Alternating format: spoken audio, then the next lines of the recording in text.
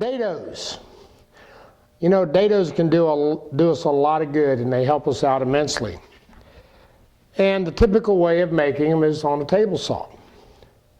So I thought we'd take a look at some Dados and a couple of things they do. In this case, we can make a rabbit with it.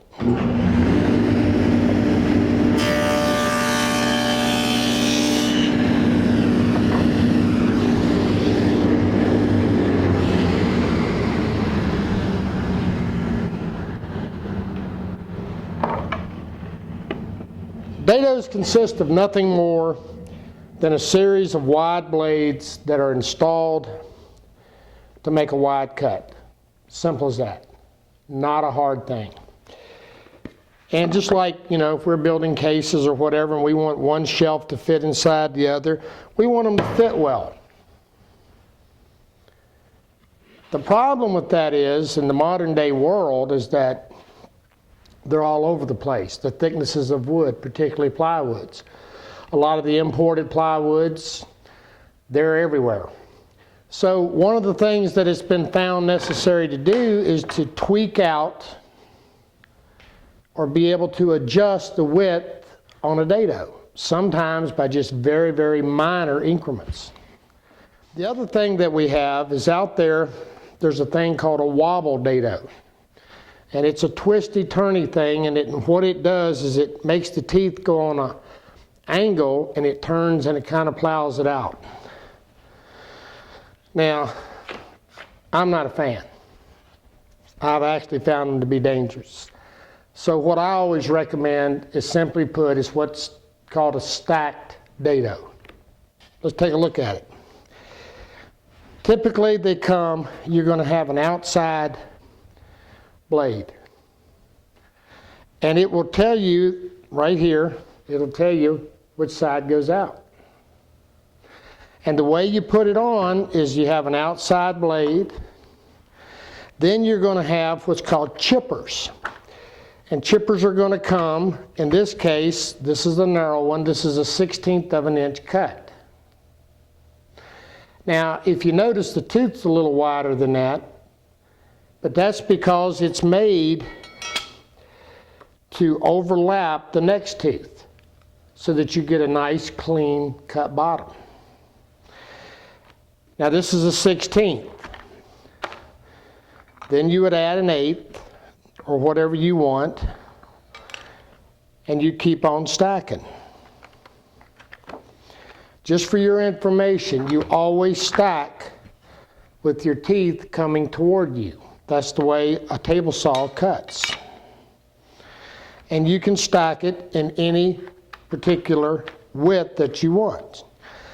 If it's too narrow, then you can add shims in various degrees of thickness in between the blades to make up the width that you need. If it's too wide, you can typically remove like an 1/8, add a 1/16, add a couple shims, and you can get the width that you need. Just kind of the way they work. Now here's another one. And I think this one is oftentimes confused with one of those wobble jobs we just talked about. And it's an adjustable dado. It's not a wobble. It too is a stack. Now it's a 4-chip. See this thing? It's a 4-chipper. In other words, it's got 4 cutting teeth on each chipper. But rather than have the shims, what it utilizes is utilizes a dial shim. Right here.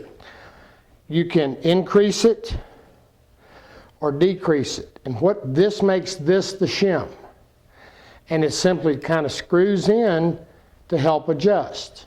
So you can mount this on your table saw, and using some scrap wood, you can make a cut. And if you need to increase or decrease, you can do it simply by loosening your nut and increasing it or decreasing it.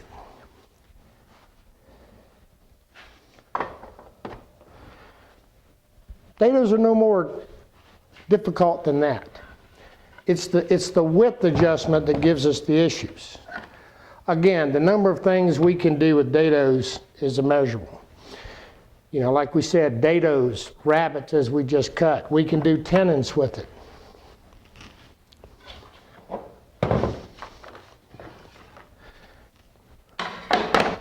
By simply setting us up an auxiliary fence with our miter, we can simply just start going pass after pass.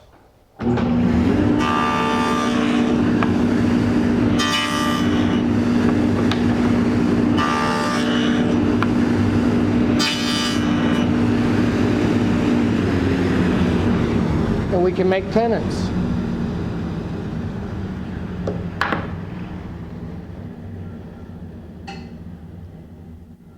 That's a couple-minute tour of dados.